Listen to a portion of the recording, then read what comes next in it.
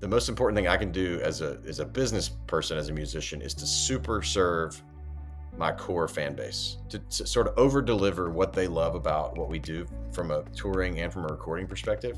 If we can super serve that core fan base, they stay with us forever.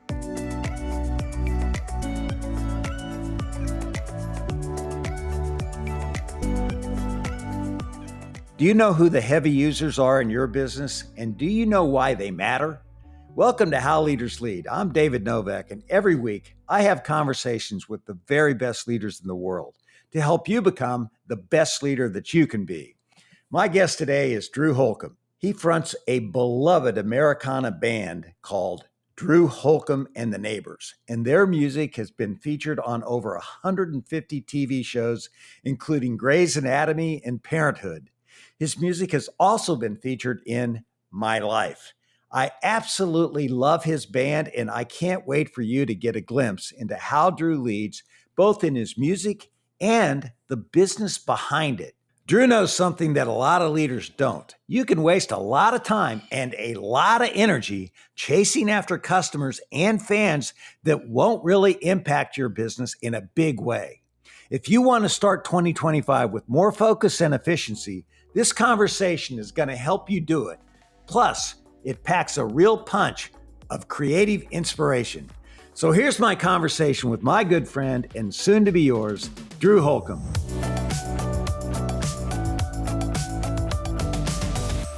Drew, it's so great to have you on the show. It's really great to be on the show. A big fan of the show, listen to it all the time, and a big fan of you. So looking forward to this.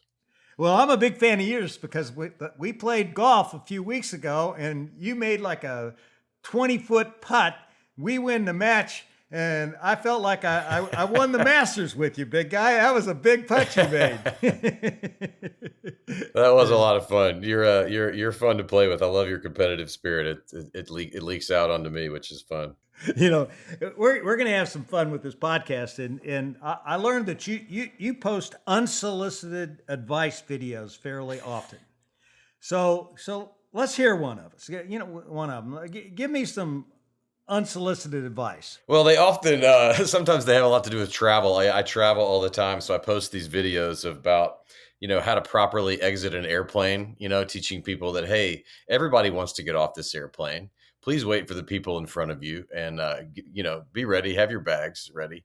But I also have unsolicited advice about sort of funny things. Like one of the first ones I ever posted was don't fish upstream of Sam Holcomb or you might get hooked in the penis, which is a true story about a and who's Sam? Who's Sam? Is that your brother? That's my younger brother. Yeah, we were fishing one time growing up as kids, and sure enough, I got hooked through the pants right in the pecker.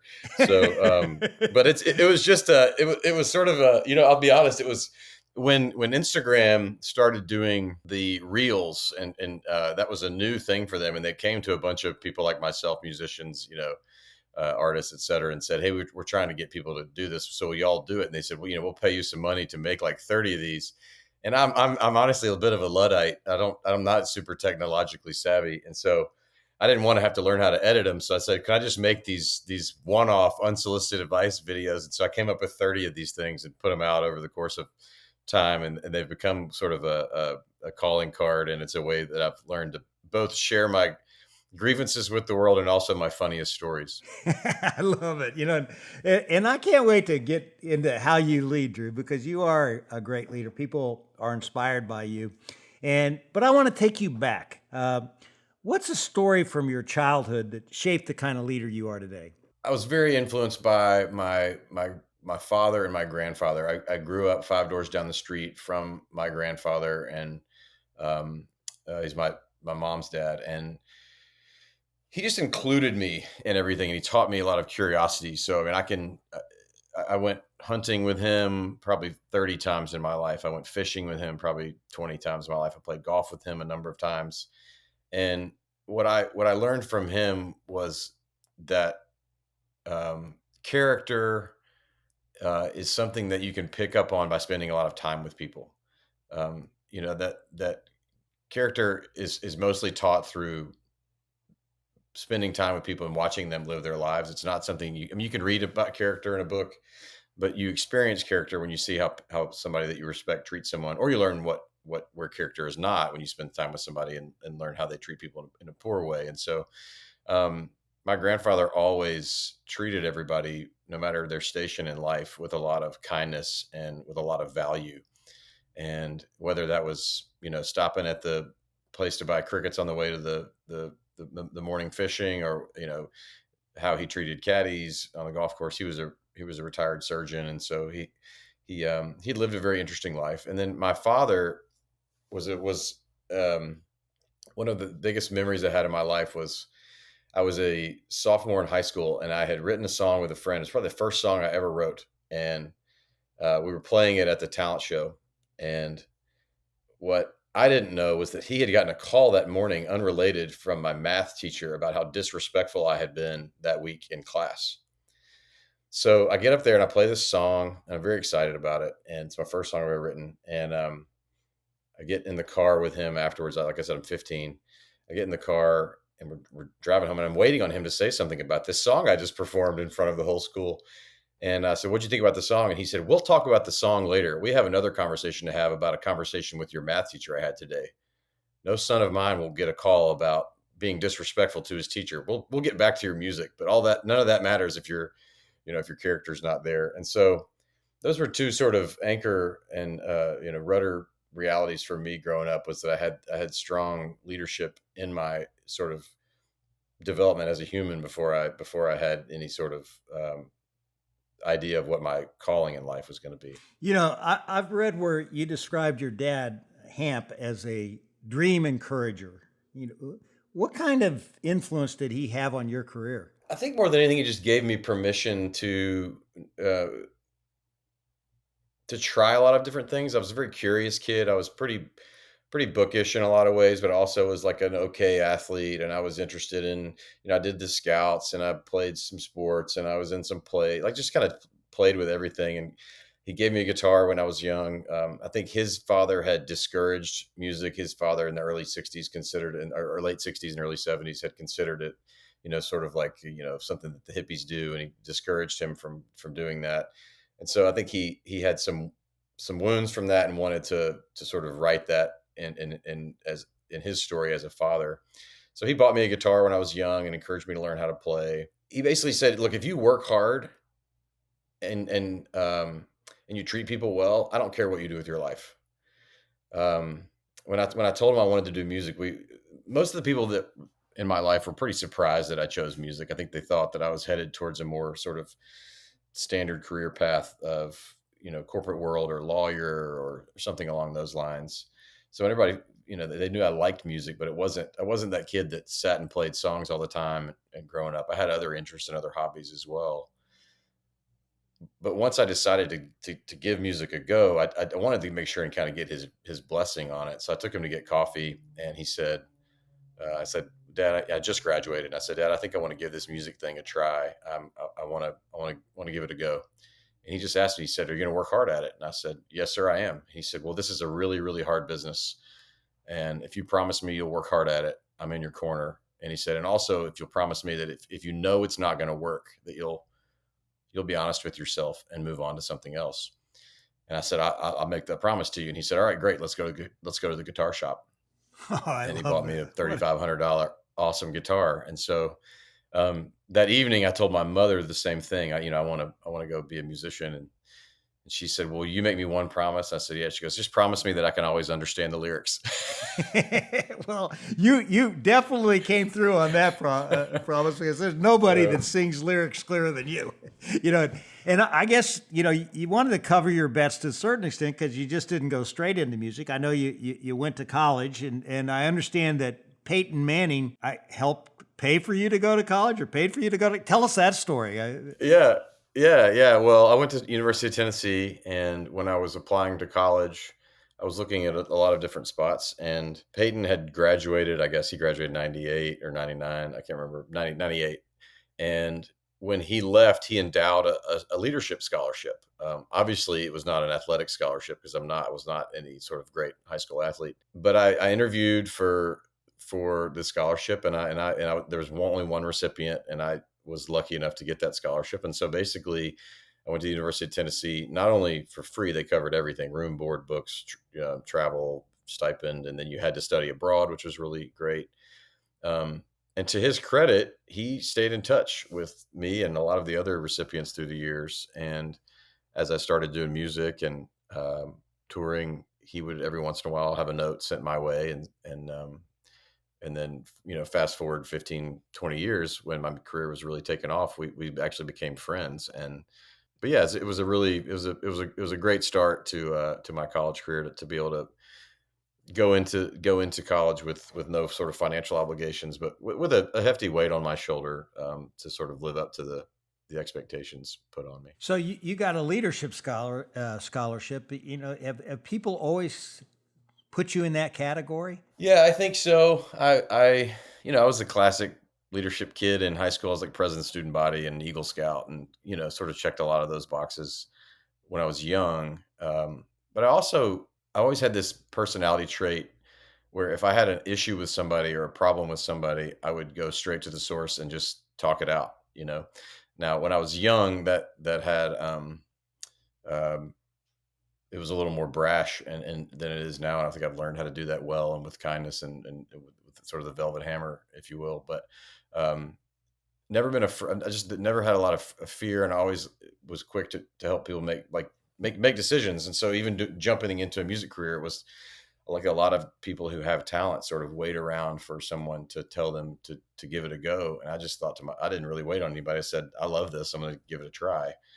And so it's a different sort of form of leadership, obviously. I mean, I do lead a team. I've got band and crew and all these things, but there's a lot more emotional leadership in music than there is sort of, nuts and bolts. Your band is called Drew Holcomb and the Neighbors, and you've been playing music together for 20 years or so. And what's the key to making working relationships last as long as yours have? Yeah, the music business is very interesting because a lot of what people hear on the radio and what they hear on records, most artists don't use their touring bands for their recording. They use these, studio players, these really professional guys. And I remember I just started playing with sort of a consistent group of guys, the Neighbors. This is, 20 years ago. And I was going to go in and make my first record, and the producer said, "Okay, we need to hire a band." And I was like, "What?" I didn't understand all this. I said, "What do you mean hire a band? I have a band." And he said, "Well, no, we're going to use these professionals. They're better. It's quicker. We'll get it done." And I'm like, "Yeah, but these are my guys. I want these guys to play on my music. They helped me arrange it, and they have sort of bought into it already." And he said, "Well, we'll give them a try. We'll get in the studio and see if they're good enough." And they were all pretty young. I mean, Nathan was 21, Rich was 22. I was only 24, and recording in the studio is much different than playing live because there's a sort of as close as you can get as perfection is sort of required in the studio versus much looser, less perfection is necessary on the road. And he looked at me and he said, "Oh, these guys are pretty good."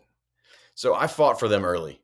I fought for them when they were really young and gave them ownership. And then practically, this is another thing that most artists don't do, I gave my band points on the record, meaning I gave them permanent royalties. And so I think I invited them to the table creatively, and I invited them to the table economically in a way that most songwriter artists don't do. And that has, I think, created a nice loyalty. And we've now been on the stage together, some of us, for 20 plus years. Hey everyone, it's Kula. We'll get back to the interview in just a second. Before we do though, I have a question for you. Have you downloaded the How Leaders Lead app on your iPhone? If you haven't, take 20 seconds right now, go to the App Store, search for How Leaders Lead, and download the How Leaders Lead app. In the app, every day, you'll get a 2-minute video that'll give you a leadership insight from one of our amazing guests from our podcast to inspire you and to really get your mind in the right place before you start your workday. So go to the App Store, search How Leaders Lead, download the How Leaders Lead app, and start your day every day with 2 minutes of leadership wisdom. It'll take 20 seconds. Go to the App Store, download the app, and you'll be able to watch every day, just like me, the leadership insight from How Leaders Lead. I want to go back to what you said earlier. I thought it was interesting. You said that you kind of specialized in emotional leadership versus the nuts and bolts leadership. Draw the differentiation for me. I think music is so magical because a couple things. One, it soundtracks people's best and worst moments. Um, when you graduate in high school and you're driving around town with your friends and you're listening to the music, those songs that are on the radio at that era in your life are permanently etched into your story. When you fall in love, when you have your first heartbreak, when you get married, you have your first dance, you have your father daughter dance. Like there's all these little moments of life that are soundtracked by music. And so that's sort of, to me, is sort of the backdrop that music gives people emotional language for their best and worst moments, right? And so you're trying to help people. Example I'll give: when I started thinking about making music, I went through a personal tragedy. I lost a brother when I was in high school, and all of the sort of philosophical, religious language that people were trying to encourage me with you know, about that experience didn't connect nearly as much as the music did. The music was what gave me a frame for my grief. And that's the moment where I went, man, I would love to be able to do this for other people someday. And it just kind of planted a seed in me. As a songwriter, your job is to try to give people a language that they may not have on their own for their own experiences. And so you can do that in a way that challenges people to be a better version of themselves, or that um, I can think of lots of different songs of mine. A song like "Another Man's Shoes," for instance, there's a bit of a call to action to people to take a deep breath and to remember that the people that they interact with on a daily basis, whether they know them or not, are also humans with their own story. So take care. Everyone's got their own set of troubles. Everyone's got their own set of blues. Everyone's got their own set of struggles. Walk a mile in another man's shoes. And music did that for me. It sort of gave me language for my own life. And so I think that's sort of the emotional leadership part of music making, that's different than, hey, this is your team, this is your job. And so my actual like business team is, probably less than 30 people, but I have 55 million people listening to my music in and out of different years, and I may only get 3 minutes with them, but a lot of times that 3 minutes can be really important. Yeah. Your music has been very, very important to me in my life. I can tell you that for sure. And I've heard you say that your music does not belong to you. Explain. Yeah, I got into an argument with a friend who's a self-starter. He started his own law practice, and he was saying, really at the end of the day, it's those of us who are entrepreneurs that took the chance that we're responsible for all this stuff. And I was like, man, I could not disagree with you more. Like, and I said that to him, and we had this long argument. And so I got to thinking about this idea that the creative act is a shared act. The act of, I sort of think about music in as a play of a 3-act play. So the first act is the songwriting. It's where the idea percolates. A lot of times for me, it either happens alone or maybe with one or two other people.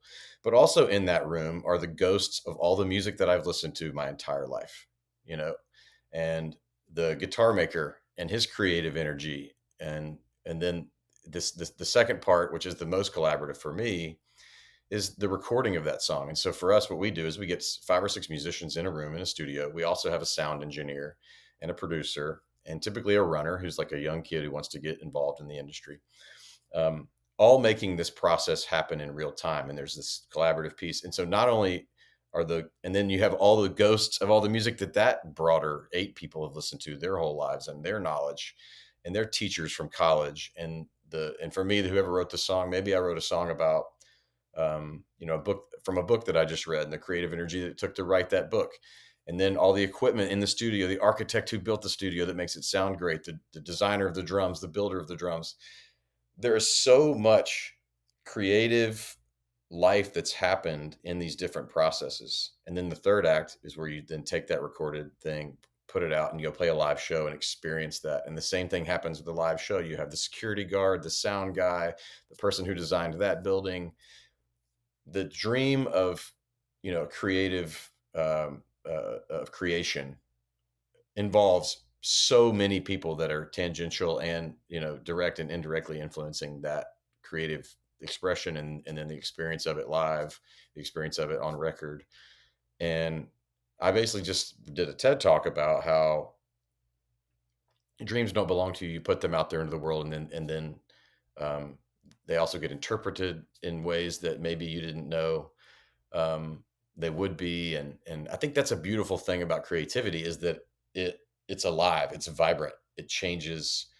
And I think that's that idea, I think, is sort of translatable, transferable to almost anything. It's sort of a little bit of a stance against the great man idea, that while I do think it does take somebody with the courage to sort of lead the charge.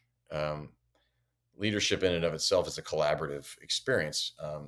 And I think that's true in the creative space as well. And I think so many creative people tend to think of, music making or fiction writing or acting as the sort of great man, great woman idea. And yet I still think that's very collaborative. I listened to your TED talk, Drew. It was a great TED talk. I mean, I love I love a lot of them, but this was a really good one. And you talk about a dream being both a guide and a gift. Can you share a pivotal moment in your life when holding on to a dream helped you navigate some uncertainty or challenges? Because people can chip away at your dream a lot. Yeah. There's a lot of external forces on dreams. There's oftentimes this economic, and then criticism, both legitimate and illegitimate criticism of your work. And then sometimes your great ideas just don't connect with an audience like you expect them to. And so there's these external forces. I'll never forget, probably my sixth record was a record called Souvenir. And at this point, I started making records in 2004. And so fast forward to 2017. So I'm 13 years into this career. It has far surpassed all of my dreams of my expectations of it. And I'm really living a dream. But it had also become a business. It had become full of stress. It had become full of financial obligations. It had become full of creative expectations that were sometimes unmet. And so anyways, I put this record out called Souvenir that I really loved and worked really hard on. But no one cared. Like, for the first time in our career, our trajectory sort of went from this constant, steady, growth to just less than a plateau. It was like it was turning downhill. And I built out the tour expenses expecting growth, but we weren't selling more tickets, and so I was losing money on the tour. The record wasn't selling, and I was in a financial pickle, and then also creatively was feeling very sort of outside of myself because no one cared about this music for the first time. And I realized how much of my identity was held up in that. And I wasn't in a good spot. Had a little break on the tour, and I go play golf with Vince Gill. And he says, Drew, how you doing? And he's, legendary artist, made 1 million records and, won a pile of Grammys and this and that. And I tell him, I say, honestly, I'm not doing great. I put out this record and it's just really tough. Nobody seems to care. And it's just kind of weird. We've always had this growth and now it's not happening. I'm just kind of wondering if this is the beginning of the end. And he just started laughing. He goes, no. Just go make another record. And it was such a light bulb moment for me, where I was letting so much of my own history and my own story and my own expectations tell me that this thing was almost over. And he just was like, no, it's not over. That's ridiculous. Just go make another record. Hey, Drew, have you ever had an idea that was so big that it just scared the hell out of you? I mean, you talk about, one of your flops, but how about, did you ever have an idea where you go, oh my God, this is like magic? Well, we had this idea of starting a music festival 10 years ago that my poor managers um, were, I knew that I was telling them about it, and they're looking at me like, I can't believe you're going to ask us to do this with you. But they're also a bit of, dreamers as well. And so we started, with nothing, no financial partners, just with a couple of sponsors, and through this festival in Memphis, and ended up doing it for 3 years there, and then moved it to Chattanooga, took on a partner, and it grew to be Polestar, which is like the big music business sort of business magazine, touring magazine, ranked it the best small market festival in the country within 6 years of us starting this thing. And it's just a wild hair idea. We had no idea what it would grow into and what it would become. And it was, there was definitely some foolishness involved in it, but I like a good foolish challenge. My wife laughs though. She gets a little. Obviously I travel a lot for work, but she gets a little nervous when I'm home too much, because if I'm home for more than a couple of weeks at a time, she's afraid. She knows that I'm going to come up with some other dream, because that's just what happens, And I'm a bit of a dreamer, and I'm okay with that. That's funny. I used to say the same thing. The worst thing that happen if I get a day by myself. I'd come up with ideas that were way ahead of where we needed to go, and move on to something else versus focus on what we really needed to get done. And in your business, songs are the engine that make the whole thing go. How do you cultivate your own creativity? Yeah. It's changed over time. When I was young, it was very much a sort of wait for inspiration sort of model, where I would have these seasons where I would write very intentionally, and I would just kind of get into a zone and write every day for a little while, and there's a hunger that drives that. I think both hunger to prove yourself, but also a financial necessity of, man, if I don't make this work, I'm going to have to get a real job, And as I know, a lot of musicians, all of us are sort of really, really, really trying hard not to get a real job. I think that's what Warren Buffett looks at his job the same way. He says he tap dances to work, it's because he loves what he does, But, one of the things that really strikes me about your songs is that the lyrics are simple and at the same time very complex. You use words in your songs that you'd never hear in any song. It's kind of surprising. If you haven't listened to Drew Holcomb, and you'll know exactly what I'm talking about. Do you have a process you use to find these words or that help you with your lyrics? Yeah, I do. I have journals sort of strewn throughout my writing space here in my office. What I do sometimes is I'll go buy an actual physical newspaper, New York Times, Wall Street Journal, whatever, and just go word hunting. So I'm not even necessarily reading articles. I'm just looking for words. So, or let's say I got a book of poetry here. Okay. Let's see. Okay. Celebrate. And I'll write that down. Soul, write that down. Blood, write that down. Overhead, wind, silence. And then I'll go back, and for every word I'll make myself find 5 or 6 words that rhyme with that word. So I have a song called American Beauty.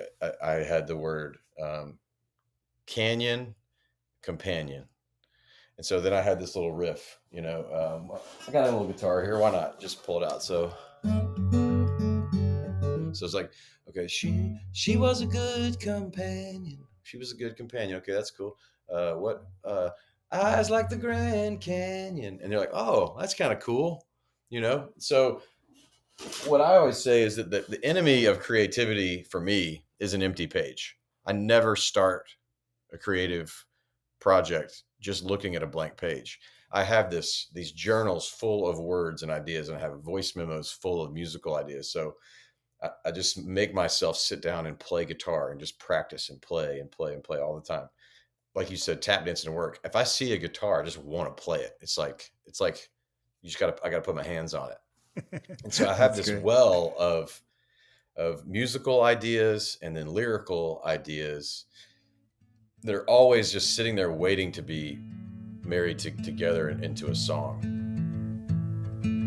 She was a good companion, eyes like the Grand Canyon. She was an American beauty. She was a long goodbye. She was the best I lived by. She was an American beauty. With her wafers on in the summer sun, her touch felt like a loaded gun. Wish I had held her longer. Wish I had held her longer.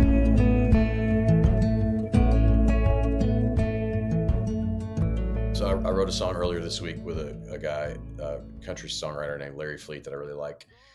And I just had this, one of the things in my journal, I said the phrase, seat at the table, you know?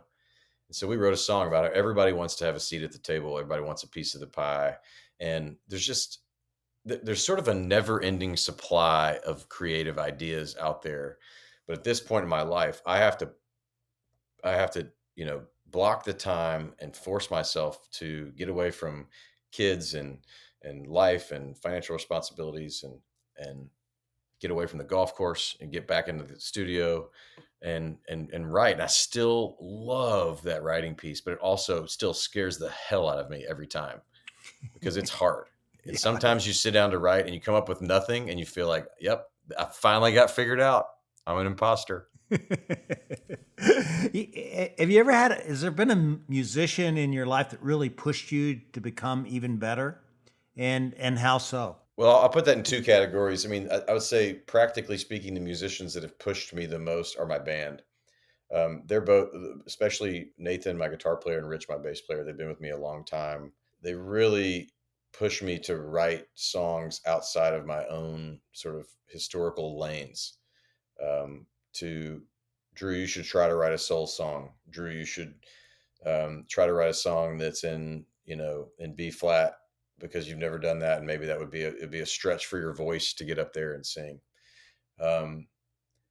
But really, like my Mount Rushmore is sort of a bit of a sort of standard, the best of the best songwriters. It's Dylan, Springsteen, Petty, John Prine, and I think John Prine more than anybody.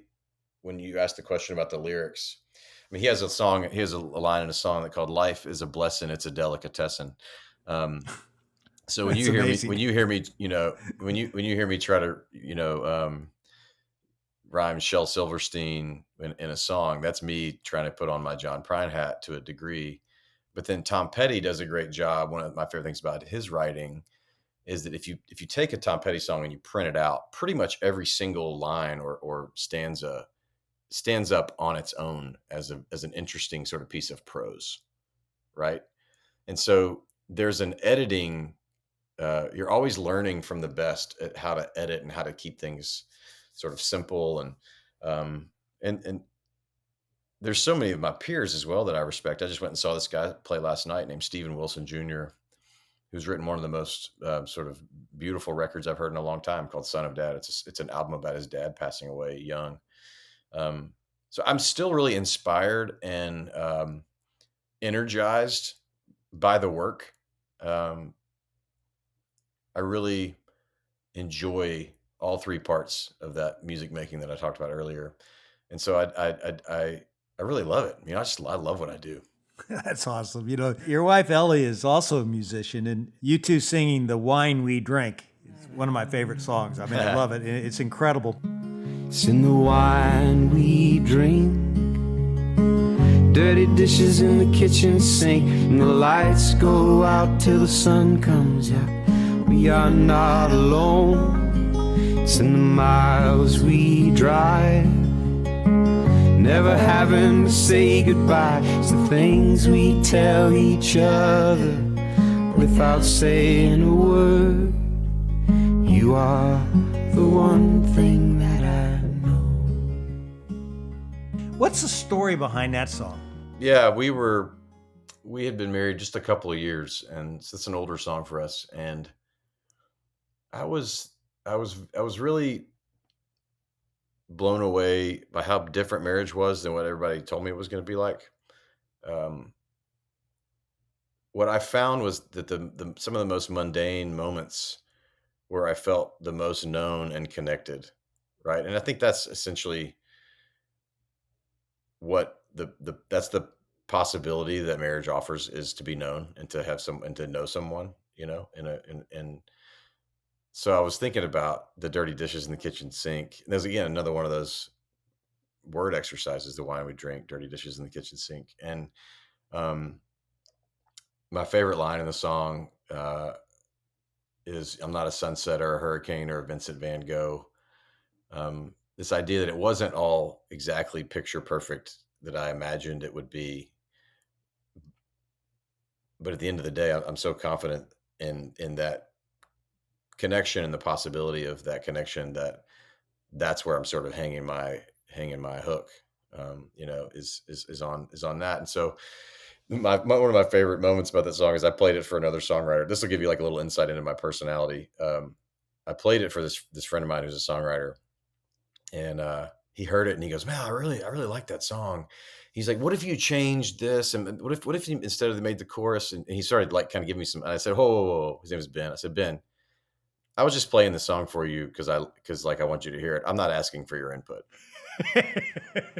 I said, "The song is finished and I love it as it is." And I'm glad I did that, because it's become one of our most sort of popular songs over the long run. I'm sort of an instinct, person. As a leader, you got, and creative person, you got to have that conviction, right? Absolutely. Yeah. Yeah, how do you get rid of the too many cooks in the kitchen? I can easily see that happening. Oh, for sure. Yeah. I mean, there's a big, I think there's a big learning curve in our world where everybody's really nervous to prove themselves as a songwriter, as in the studio, and on stage as well. And it's very easy to let a lot of voices in. And there's a fine line between the wisdom of learning from people who are better than certain things than you. But then also the other side of the coin is people can push you off your path. And I think that's a really dangerous thing for creatives, especially because you can chase success. I'll give you a great example. For me, when I was young, my first record, I've had a lot of success on TV and film. We've had about 150 different TV shows use our music in their background. Anything from House to Parenthood to Grey's Anatomy to, I mean, just all these different shows have used our music. But my very first TV sync we were broke, and I got this show on I don't even remember what channel it was on. Lifetime used a song of mine, and they paid us like $3,000, which at the time I was like, "Oh my gosh, this is amazing! This is incredible!" 24 years old, got a $3,000 check. So I started chasing songs for TV and film, and trying to write songs. I'd listen to a song on TV, and then I'd try to copy it and kind of write something that sounded similar, and that whole thing dried up. And then one night, I'm sitting at home, and my sister had called me that day. At the time, her 3 kids were very little, and they were sort of our biggest cheerleaders in the world. They didn't care that our career was in the tank. This is when nobody was coming to see us play. I mean, 10 to 15 people a night. No, it was not going well. And I got really sad that night because my sister told me that they were leaving Nashville and moving to Panama to to go do sort of a mission work down there for 3 to 4 years. Ended up being longer, but I got really sad about my nieces and nephews leaving, and they were little. And I sat down and just for 3 chords wrote this song called "Live Forever." And I wrote the song straight from the heart. It was not for TV. It wasn't for radio. It wasn't for success. I wrote this song as just a gift to my nieces and nephews. And that song gave us a career. It was incredible. It did all this work for us that all of my striving and trying to be commercially viable, what I found and what I sort of taught myself in that moment is that if you sort of work from the heart and you do something because you love it, that's the only way it can really work in a way that's meaningful, to the world and to yourself. Some people say faith is a childish game. Play on children like it's Christmas Day. Sing me a song, sing me a melody, sing out loud your symphony. I want you to live forever underneath the sky so blue. A funny story about that. There's a line in the song that says, "Some people say faith is a childish game. Play on children like it's Christmas Day." So after I wrote the song, I played it for Ellie, and she loved it. But her one criticism was, she goes, "I don't really love that line about Christmas Day." Well, a little background on her. She grew up in the music business. Her dad is a very successful music producer. He found Amy Grant and has done a bunch of great things in his career. And she sort of, he's the gold standard in sort of, production criticism. So I said, "Oh, okay, I really like that line. So why don't we just play it for your dad and see what he thinks?" I was willing to put myself on the line there. I said, "And if he doesn't like that line, I'll change it. But if he does, I'm leaving it in." So he comes over a couple days later, and I said, "I got a new song I want to play for you." I play it for him, and he's closing his eyes and he's listening to it, shaking his head. At the end of the song, he goes, "Wow, I love that song." He goes, "You know what I really love? I love that line about Christmas Day." Victory. Oh, that's great. You're not only an incredible artist, you really have branched out and done well in business. Tell us we already talked about the Moon River Festival, which you created, and got outside of your comfort zone and pulled it off. And tell us about the Magnolia Record Club and the biggest lesson you learned from that experience. Yeah. I started a subscription record club business. It was basically, the idea was I would pick a record every month that I liked that was a new release, and get some sort of unique pressing, whether it was a colored vinyl or get it signed by the artist, hand numbered and stuff like that. And we would offer, it was a subscription model. And, we originally thought we'd get 30, 40, 50 people to do this every month. And then we'd make a little spread on the whole, on the retail side of it. And, in 18 months, we ended up where we got to 2,000 subscribers. But then I learned some hard lessons on that too. All of a sudden I realized, we got to have 2,000 square feet of air-conditioned pallet access space to pull these records, and we need 3 employees, and we got to have new. No one tells musicians, David, that they're starting a business. We're just a bunch of dreamers, and all of a sudden we learn all these really tough lessons the hard way. But it was really successful, and we ended up selling it to Dual Tone Records, and that was my first experience in sort of starting a new business and selling it and getting a little bit of money and going, "Oh, this is kind of fun." My business school has been 20 years of just starting all these random LLCs and learning the business, and but it's been really fun, and I think the other sort of the best thing I've done as a business person who's a musician is not signing a record deal. I own all my own recordings and master rights, and we've all, I don't know if many of your listeners know this, but the music business basically flips every 10 to 15 years. It was records, or it was singles, then it was full-length records, then it was 8 tracks, then it was tapes, and then it was CDs, and then it was downloads, and now it's streaming.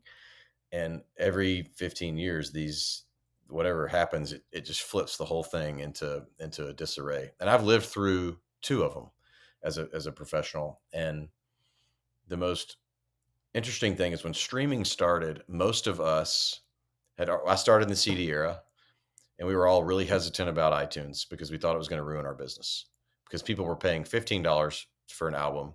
Now they can pay $1 for the one song that they like. It was pretty problematic. But then we also realized we didn't have to distribute physical product to 50 states and 500 stores, and hopefully if they didn't sell, then they send them back to you, and you got to pay them to send it back to you. So the download era sort of put a Band-Aid on the whole thing. But then streaming, everybody was afraid that it was going to tank the whole thing. Because now not only are they not going to pay $1, they're just going to pay $5 to listen to whatever they want all the time. But for those of us who owned our own music, it's been really interesting to see. It's actually added a lot of really great long-term value to the place now where you have these, huge money firms like BlackRock that have, funds where they go out and buy rights.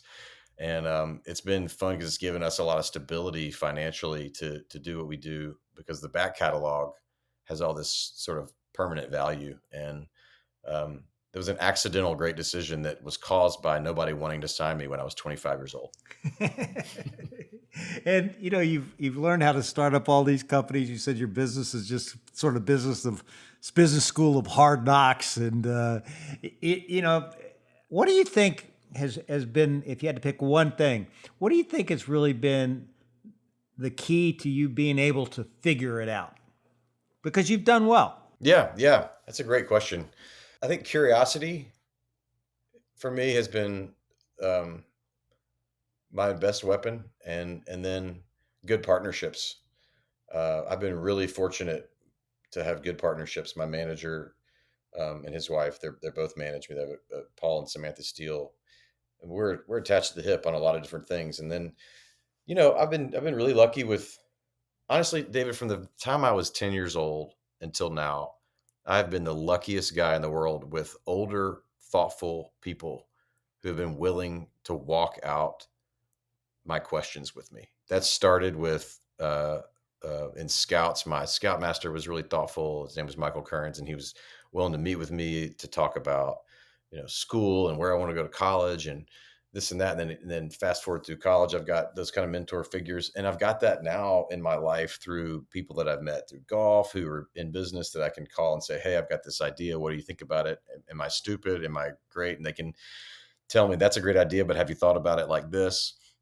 And so that curiosity that I've had of being I think I'm good at asking questions. I like people. I like learning from other people. I just have sort of an insatiable appetite for learning new things and being around interesting people. And it's put me in some really fun rooms, and it's given me a great palette to paint on as a creator as well as a songwriter, especially. And then I'm willing to learn, when I told my dad I was a history major, which, a lot of people say, well, what are you studying history for? You can't do anything with that. And I told my dad, I said, I think I want to be a history major. He goes, that's great. If you learn how to learn, you can do anything you want with your life. God, you have a great father. You're blessed. This guy, he's given you so much good advice. You're also a co-owner of Sweetens Cove Golf Course and Bourbon, alongside with Peyton Manning and a few other friends. What's something that you've learned as a musician that you carried over to try and grow that brand? So owning a golf course is tricky, right? Because it's high cost. The weather can change your cash flow. We're a public course, but we sell these day passes, and we've got a great niche market. One of the things that somebody told me when I was a young artist was, don't chase everybody as your audience. You only want your fans. You don't want everybody else's fans. There's a lot of ears in the world. You got to go find your ears as a musician. And I think that's definitely translated to Sweetens Cove. Like, we're not for everybody. We have a niche that is really unique. It's really special. And so it's like to super serve those fans. The most important thing I can do as a business person, as a musician, is to super serve my core fan base. So to deliver great VIP options, to communicate clearly when there's tours, to give them early access to tickets, to make sure that they know about things before the general population does, to tease songs to them, to sort of over deliver what they love about what we do from a touring and from a recording perspective. If we can super serve that core fan base, they stay with us forever. So what that means experientially is that I love it when I see somebody bring their kid to my show, because kids always remember their first shows. And what's interesting about this is most of my favorite artists were making music before I was born. Like I said earlier, Dylan, Springsteen, Tom Petty, John Prine. Those guys were at the peak of their careers in the 70s. I was born in 1982. So when I write now, which I feel like maybe I'm at the peak of my career as a 42-year-old, when I look and see 7, 8, 9, 10-year-olds, I plan on doing this till I'm 75, 80 years old on stage. I saw Chris Christopherson at the Ryman as a 75-year-old before he got sick. And I thought to myself, this is my true north. I want to be on stage still playing my songs when I'm 75. And so that translates to super serving like the golf community, super serving the bourbon community that is our community, and not trying to be all things to all people. But to really serve the people who are already bought in, and then they will continue to grab and loop other people in with them. And that's what we've seen with our career. I'm really proud of that. I feel like our fan base is not just, they're not casual Drew Holcomb and the Neighbors listeners. They're fans. Our music is a part of their life. That's such a great insight. And, it's a key to any successful business, but not many people get it. We'll be back with the rest of my conversation with Drew Holcomb in just a moment. As you've heard us talk about, Drew is both friends and business partners with fellow UT alum Peyton Manning. And in this episode of How Leaders Lead, Peyton talks about the importance of being curious and asking questions. Most of the coaches that coach me would tell you that I asked a lot of questions. And to me, I was the first to admit if I don't know something, tell me what's happening here. I'm not sure what this defense is. If a quarterback doesn't ask questions, I think he's going to be in trouble. And I've asked more questions in this second chapter about all these different ventures because I'm not an expert. I don't know the answers. Let me be around somebody that knows more than me and pick their brain and try to get smarter in these ventures. Go back and listen to my entire conversation with Peyton, episode 104, here on How Leaders Lead.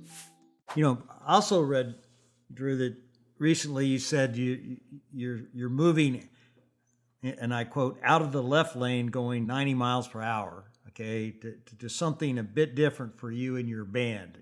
Where are you headed, and what was it that really drove that change in course? Yeah.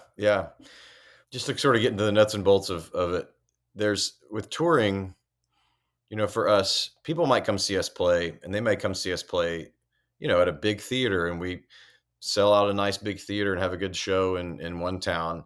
Let's say, we're in Dallas and we play this big venue and have a nice night and everybody feels great about it. But then 2 nights later, we're in let's say like in Oklahoma City, and we're there on a Tuesday, and it's, the crowd's 50% sold, and, it's just it's not very even. Because we didn't make it on radio. We made it through this sort of through TV and film, through opening for other bands, through people's playlisting, through family and friends sharing music. Where we have bigger fan bases is often very organic. So we could be in Seattle and sell 2,000 tickets, and then maybe we go over to Spokane and we only sell 500 tickets. And so it doesn't really make that much sense. And so for a lot of years, I've been chasing evening that out, trying to bring everything up to that. And what I've learned is, and all due respect to the people of, let's say, Des Moines, Iowa, if I'm playing in Des Moines, Iowa on a Tuesday night and I'm probably losing money, I've been doing that kind of trying to build, like intentionally build for a lot of years. And I've probably reached a place where I need to not do that as much. I need to be home with my family and be writing music, recording music. What I basically figured out is I was averaging 80, 90 shows a year. And if I cut the bottom 20, 30 shows a year, I'm actually going to make more money and I'm going to be home more. And at this point in my life, that's a high value to me. And so sort of just taking a little bit more of a laser microscopic approach to the sort of nuts and bolts of the business, so that I have more time to be a neighbor, a friend, a husband, a wife, but also to have more time for songwriting and recording. And so it's just a matter of slowing down my travel. I said, I'm still going to be going 74 in the right lane. Like I'm still going after it, but the 90 miles an hour, breakneck speed all the time, go, build, tour. I just don't need to do that anymore. And there's also really figuring out the cost on the other side, both practically, like I was saying, financially, but also the cost to my body and to my family. It was time to make a shift and a turn, and I've really been enjoying trying to do that. I'm not necessarily succeeding, but I'm trying. That's so interesting though, Drew, because in every business, the heavy user is key. You've got 20% of your business, that makes 80% of your money. And you intuitively, that's really what you're doing. You've really figured out, you know, how you can maximize your time and your profitability by being more focused. Which makes a hell of a lot of sense. We came up with this thing this last year that was really fun. So again, because I'm known for being a bourbon enthusiast, just like everybody in a lot of businesses, the costs over the last 4 years have gotten pretty, have gone up a bit. So let's say, for instance, the tour bus costs have really gone up. What I've also found, because I've super served my fans for a long time, is that a lot of them really kind of know me, know my story.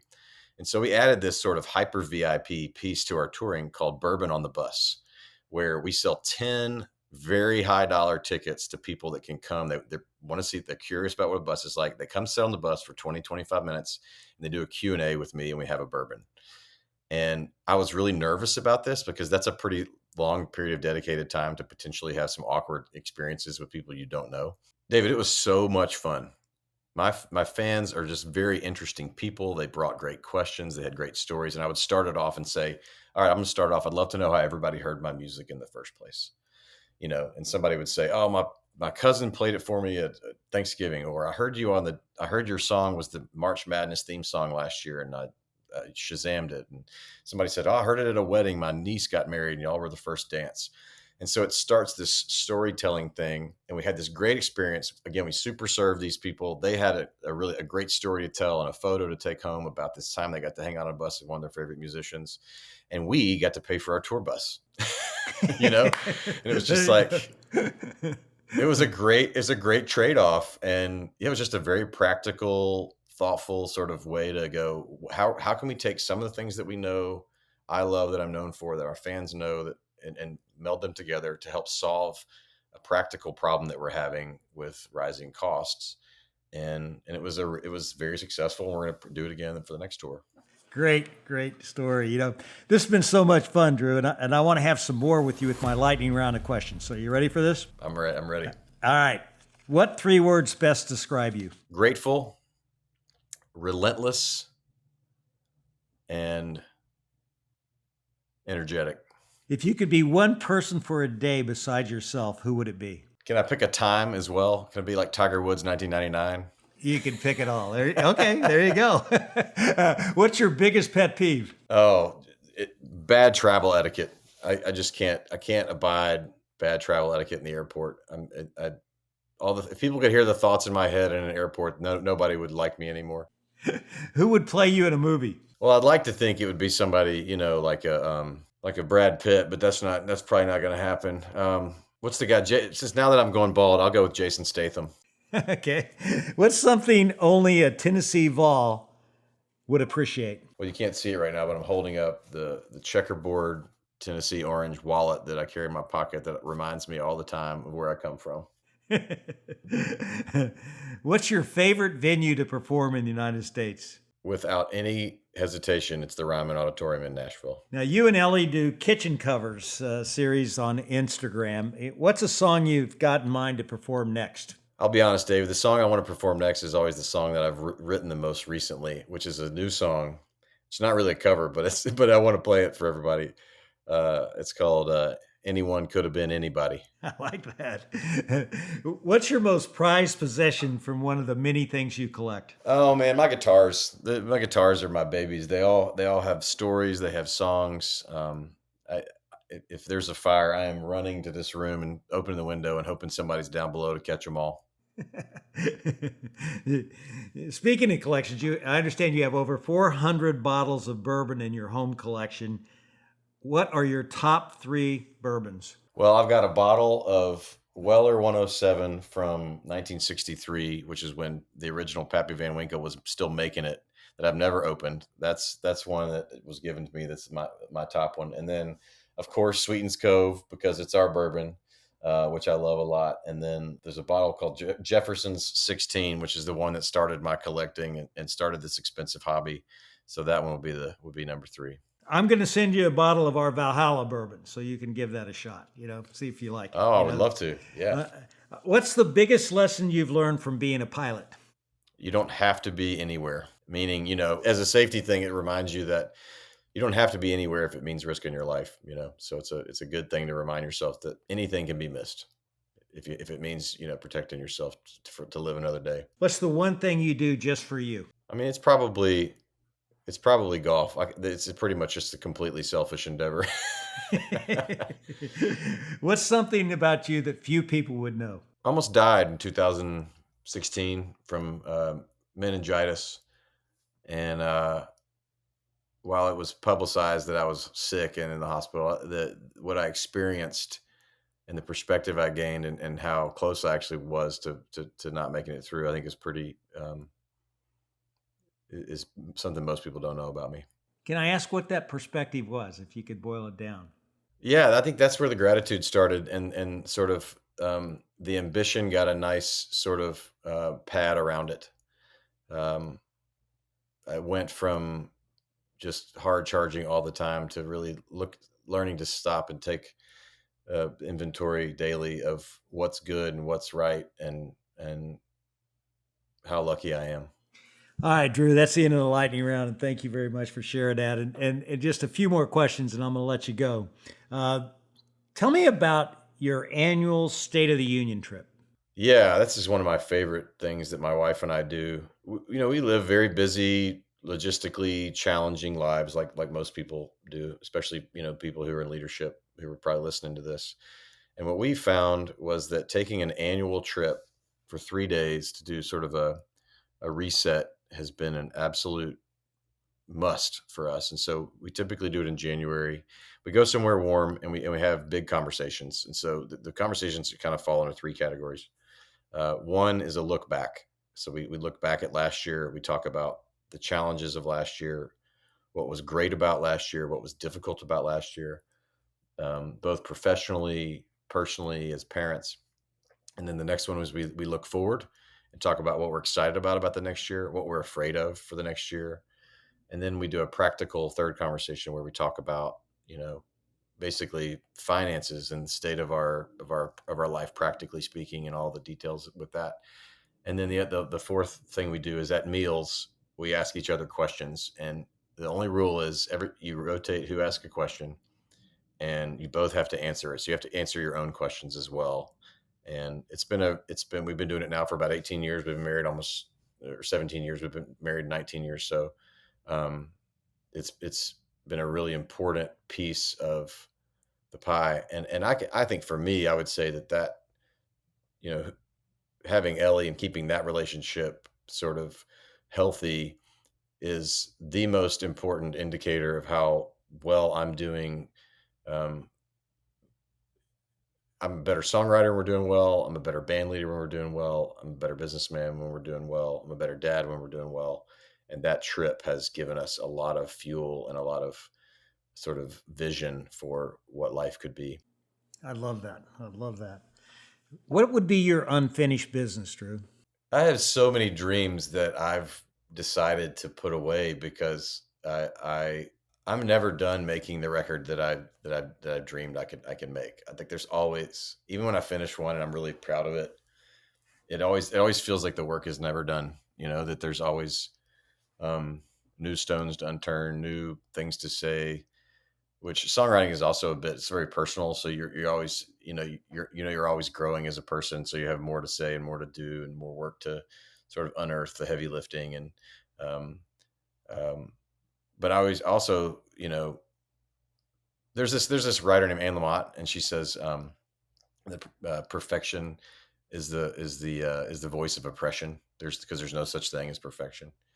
And I would say if I have a superpower, it is knowing when something is ready, and putting it out there and letting go of it, and then celebrating the work. And so in a way, all work is a bit unfinished because we're humans, and there's no such thing as a job perfectly done is a task perfectly, is a yard perfectly maintained, or a round perfectly played, or a song perfectly written. And chasing perfection, I think, is just a fool's errand. And but it sure is enticing, All right, last question.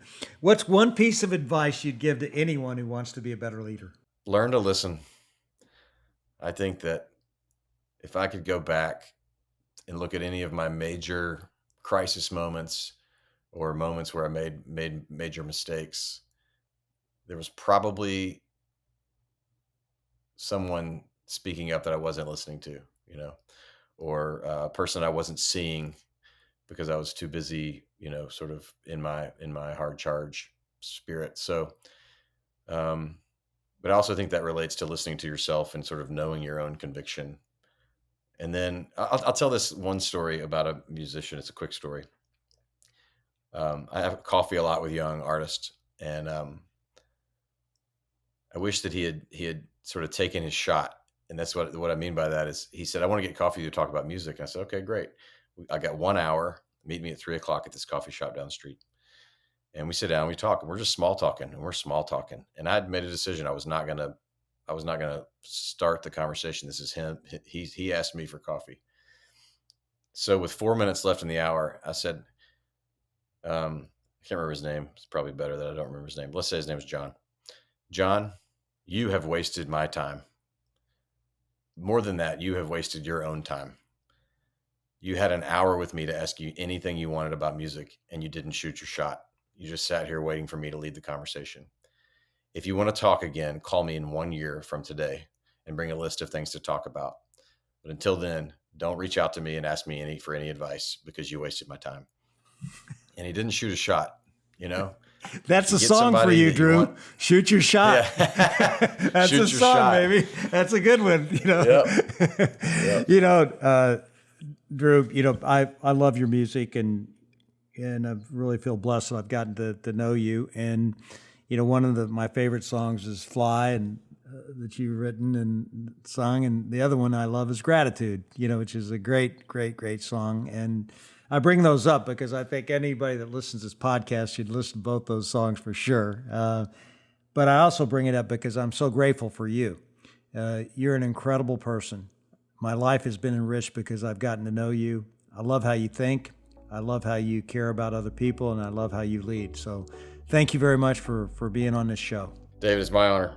I feel very strongly in the same direction back at you. Thanks for being my friend and inviting me into this beautiful thing you're doing.